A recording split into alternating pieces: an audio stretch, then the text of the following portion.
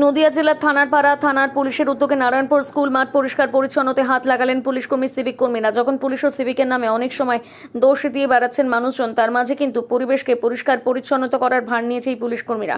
Police যেমন আইন কানুনের দিক থেকে দক্ষ সুশাসক, তেমনি পরিবেশ প্রেমী যে পুলিশ কর্মীরা তার নজির গড়লেন। থানারপাড়া থানার ভারপ্রাপ্ত আধিকারিক ইবাদুর রহমানের নেতৃত্বে প্লাস্টিক যাতে ব্যবহার না করে মানুষজন এবং যত্রতত্র যেন নোংরা না ফেলে, এই কথাও আজকে সেই বার্তা দিলেন সমাজের প্রতিটা মানুষকে। পুলিশের এই উদার কাজ দেখে এলাকাবাসী খুবই প্রশংসিত করছেন থানাপাড়া থানার পুলিশ এবং সিভিক কর্মীদের।